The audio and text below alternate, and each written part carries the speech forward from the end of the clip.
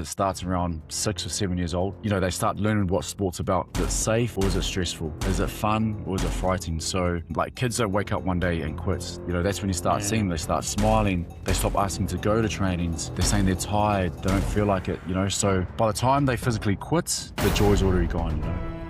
Welcome back to the first 7 years, brought to you by Footy Nippers. This is the show where we unpack culture, coaching, and confidence through the lens of early childhood. My name is Jimmy, and I'm one of the co-founders of Footy Nippers. Kia ora te whānau. My name is Troy Nathan, and I'm one of the co-founders. And today, in episode number 5, we're going to be talking about what is the hidden cost of getting early years sport wrong for our children. So, I think what I might ask you is, how has your week been? I think there's a few exciting things to share in the world of Footy Nippers, especially starting with the pilot. Bro, history was made, Jimmy. Watched us like 10 months on our journey, and we had 15 kids running our first pilot session. It was very special. It was really special. Seeing how things play out and seeing how much of a success it was. So to all the parents out there, I just want to say thank you for coming down, and we look forward to doing our second pilot. But the pilot was about seeing how our system was run, all the work that you've done with our platform and stuff that seemed to run really smoothly. Just from a coaching standpoint as well, organization was about us delivering our sessions and part of the curriculum to the coaches. And our coaches were great, Johnny and Vic. That flowed. And then obviously what we're trying to achieve is adding the multiculture to the sessions. And I mean, the kids were awesome. I think one of the things that made me feel really proud, bro, was the multi storytelling. You know, the kids and the parents actually connected, and they loved it. So the storytelling was special. For me to take a few things back when I was young, is that it's all about, you know, respect and resilience, but also the most important thing is sharing on your knowledge and just to like go through the story with the kids, man. It was cool. But yeah, it was history was made. It was a milestone for us. So we have our second pilot this week. Cool. Yeah, it's getting like, I was like a little kid waiting to hear about how things have gone, especially with all the work and the effort that's been put in. And yeah, the excitement of seeing these kids running around and enjoying that experience is massive. And, you know, just like some of the other cool things was like, you didn't market this. You just kind of put it out through word of mouth. You filled the class, the full 15 spots within a week and a half. And then you had all this feedback coming back around how engaging it was, the storytelling element, the multiculture and how that was used was a big win, but also seeing kids smile. Like when you told me, hey, there are lots of kids smiling, the parents are engaging, you know, that's why we're here, you know, and confidence. It's going to be very interesting to see, we know with the same group of kids, how they come back to session 2.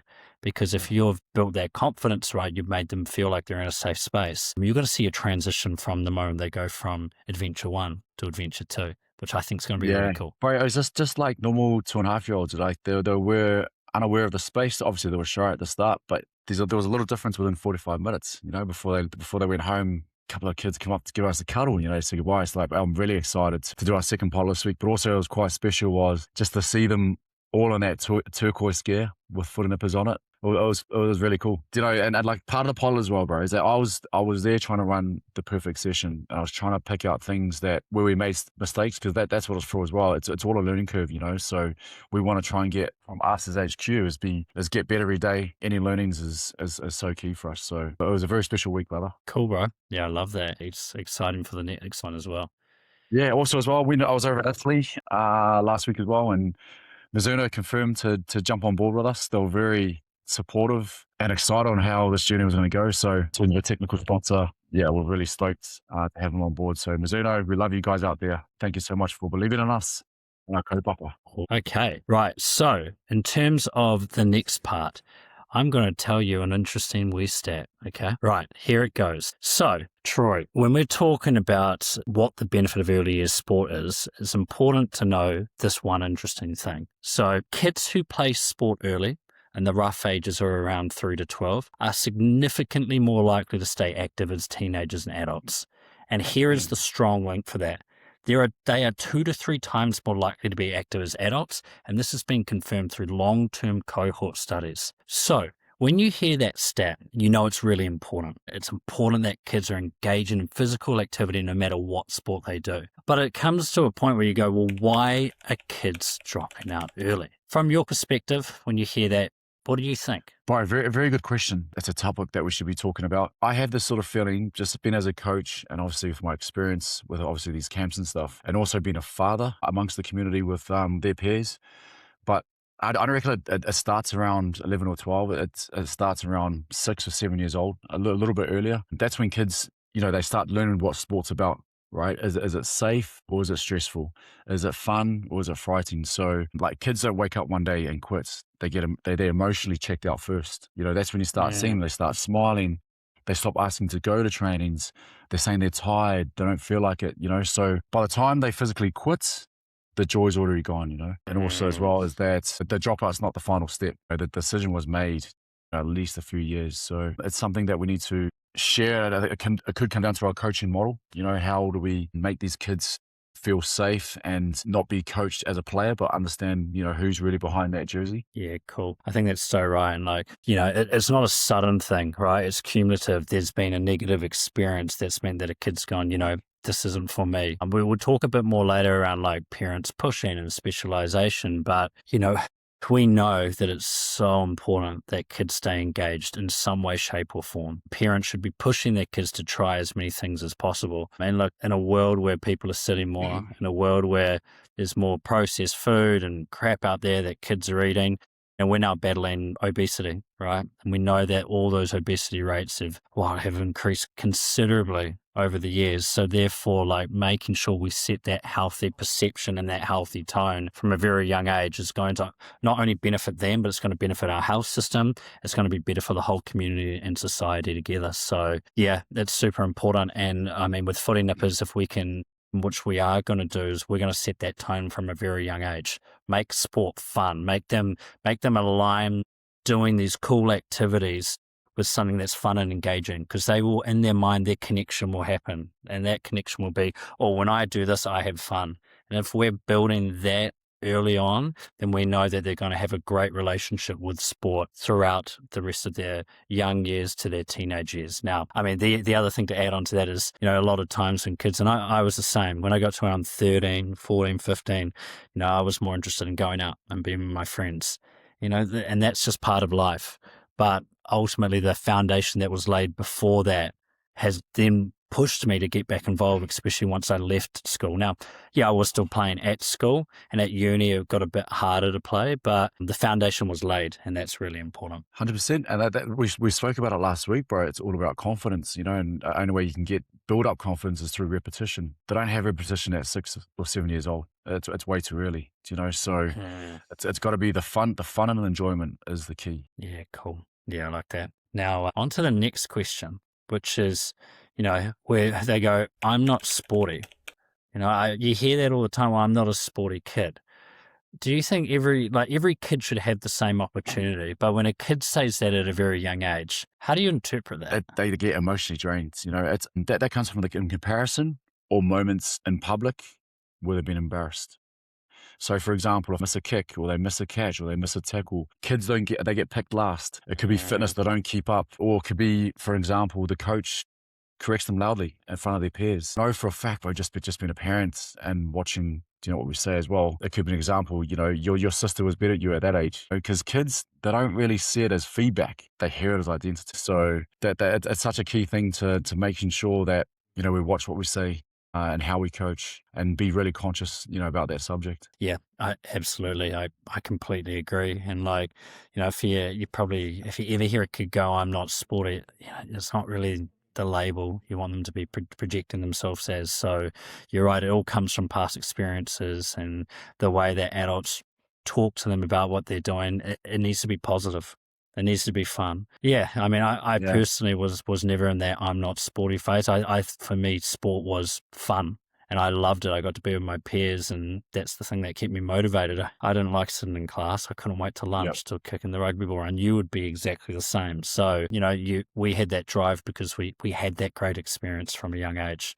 So again, we go further down the chain in order to make sure that we don't have as many of those labels going forward. Right. The kids will label themselves as not sporty themselves, right? That's when they stop trying. And because if they try that again, they're risking that it's proven it true again, right? Like they don't want to hear that again from a coach or their peers. Like we know as an example, it could be, a kid that's quite overweight that can't really keep up with fitness. They could be trying their best, Mm. but they know that it's really tough. And that's just the early tap out saying that they're not sporty. Yeah, I completely agree. I feel like I've seen that through my schooling career, and you would have seen it. I don't think much has changed in that regard. So yeah, no, cool. I reckon that's a really good topic, and it's super important as well. And it leads on to the next thing, like, what does overcoached and underloved look like in early years sport? And yes, we've both been through the same scenario. You've gone to more a professional realm, but I've definitely can analyze when I've felt some coaches have been amazing for me and some haven't. Now, some people react to it differently to certain coaches, and some people enjoy different styles. Now, so a coach that yelled, I never align with, because I always had that kind of put the fear in me. But a coach that was more methodical, more calm in how they approached the situation was where I thrived. So do you feel like the coach has the biggest say and whether they love the sport or not? Or do you think there's other factors that come into play? What it looks like to me is that the kids have been given too many instructions before they feel connected. Like we just said, too much yelling, too many corrections. I know as coaches, we always we focus on the drills, the positions, the outcomes, but we really forget about who's inside that jersey. So the connection's key, and just going off the experience, with the camps we have, I know they're only 3 days, and we don't have them for a long season.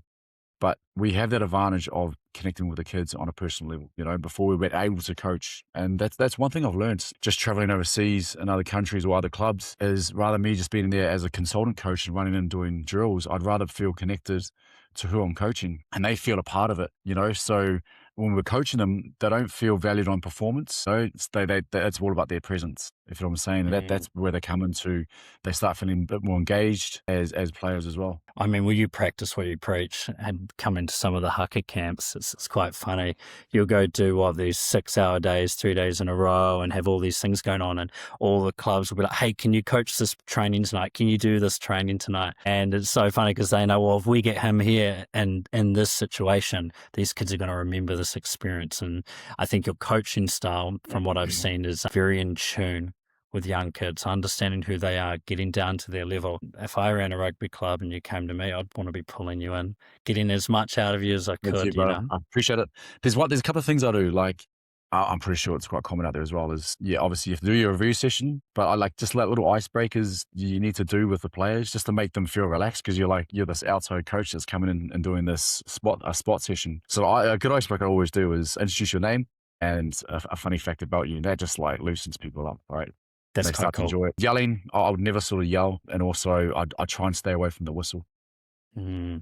I love that little idea. So what you're saying is everyone introduces himself and a funny fact about you. Why don't you tell me a funny fact about you now? What would that be? My always go to, bro, is when I was a little kid, I used to eat grass, which is so true as well. They all love it. My dog Louie eats grass as well. Hey, if it makes them all laugh at me, I know I've got them and they're connected, so just little things like that. That's funny. Yeah, I like that. Okay, well, that's good. I now know your fun fact, which is awesome. So, and everyone else does well. Yeah, now everyone else does. Yeah, that one's going wide, that one. Grass eater, Troy Nathan. It's got a good ring to it. Okay, so this topic here is really interesting, but I want to talk a bit more about where do the systems unintentionally let kids down despite good intentions? In particular, specialization at early years. What's your thoughts on that? Yeah, it's a very, very touchy subject. You can see the club's point of view, but as a parent, I connect with it. So as parents, we want our kids to be confident, healthy, and happy, right? In an environment, but systems around, they're built for pathways, rankings, future success, not childhood. And that's the biggest thing that, our youth sort of shy away from. We see adulthood models, okay, they start shrinking down to players. And I think that's when kids, they feel the pressure. There's too many expectations, and they're only in small bodies. They're not capable to be, a professional athlete or, an academy player at the ages of 10, 11. They might be capable, they might have the talent to do that. But I think if we can sort of lower that down, make them just enjoy it. We want them to enjoy it every second they're on the training field and on the rugby field or game while they're playing the game. Yeah, look, 100%. I think, a few things I've seen in my journey with the different sports platforms and apps I've been part of is there's been this shift away from sports wanting to own the data and own their own players to more of a, hey, we want you playing sport and lots of them because everyone wins. So I think rugby, like, you go speak to a union, they're like, no, we want to keep our players. We don't want to share or do anything with anyone else. It's like, yeah, but that's not actually for the benefit of young kids. And it was specifically talking about young kids at that point in time. So now you're definitely seeing a shift, and especially from like Sport New Zealand, where they're talking about specialization early is not the one, making them try as many things as possible. And that's important, right? Trying different things allows you to look at what you like, what type of sports align with who you are, the different friend groups, interacting with people, understand how different coaches treat you and how they ultimately get the best out of you. But it's become pretty common knowledge, and I read an article the other day that child prodigies rarely make it to the big time. And that is because there's just been far too much pressure from a young age. And a lot of the time that I've seen is burnout. So kids are just pushed too early on. They're in these elite pathways. A lot of the time you've got parent influence as well. And just the fact that they're being pushed so hard at a young age, I mean, it kills the long-term participation, and especially that one sport where they're specializing. So yeah, like, I think it's such an important thing that we're not pushing too hard. We're not thinking, we're going to push this kid as hard as possible so that they're going to be a pro golfer. That's not where we need them to be at all. No, 100%. This here is not about these conversations, not about blame or anything like that. It's just if we're more aware of what we're talking about, right? I know for a fact when I was playing, there were so many boys that were the next big thing, They were the next big thing. Seriously, they had so much talent. They were there 5 years.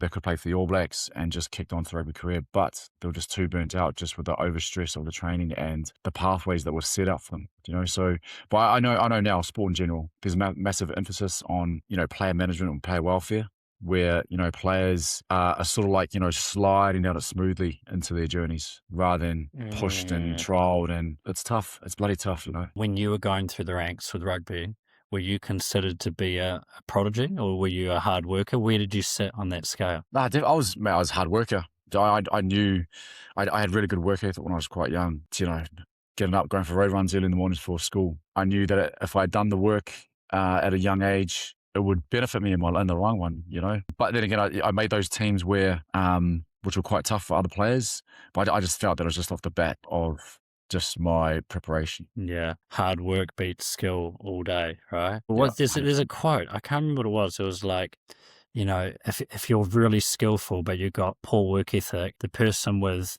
the great work ethic can also train and learn the skill. Now, the thing is, there becomes a natural ability element, right? And I remember, so back at Palmy Boys, for me, the person that had the biggest natural ability that I ever saw was Gillies Kaka. Now, Gillies Kaka obviously specialised. He went and played New Zealand Sevens. He's considered to have one of the best steps in the world. But then you watch that guy with a basketball, more with a soccer ball, like, he just had it all. That person still has to work hard and have good character to make it to the top grade. At what point do you think people turn around and go, like, if you're not a good person or you don't have that work ethic, your skill's only going to get you so far? Did you see that as well? Yeah, it's quite common in terms of coaching now. When you're coaching from the importance of a player, you go through discipline and character, and then talent in terms of using them as examples, because we always know that talent's got it, right? But to really make a statement for these players, it's all about discipline and character. Yeah, okay. Cool, I like that. It's quite interesting, this journey that we've just spoken about in this podcast. It's been all about, obviously, the early years and keeping them in sport, and then talking about like who these kids need to be if they are going to make it, which I think would be a great topic for another discussion, another podcast as well. But look, I think in terms of closing it out, from my experience, we need to make sure kids are not specializing early on. That's the biggest one. We know that kids, when they get to teenagers, are going to want to go out and do different things. Therefore, setting that tone very early on, making sure that they've had that good experience with play, sport, and movement is so important. So the younger we start that, the better off we're going to be. And look, this isn't about blame. It's just more about awareness and making sure that we're doing the right things to help our children succeed, and not only in their current stage, but also later on in life as well. Yeah, definitely. When early sport goes wrong, people often carry it for a long time. Mm-hmm. Like they would avoid gyms, any sort of team environments. anywhere that I feel like they're judged, you know. So, and we're obviously still working on this as well, is that making sure that they don't hate movement or sports. They don't really feeling embarrassed or obnoxious in certain environments. So we need to taper it back and making sure that it's enjoyment the whole time. Do you know, like it's when I'm coaching and stuff, the first thing I ask is, did you enjoy that session? Why did you enjoy it? How could you take Yeah, that session to the next session? Do you know, always having a smile on your face. bang. It's all about the smile, which is really important for anything you do.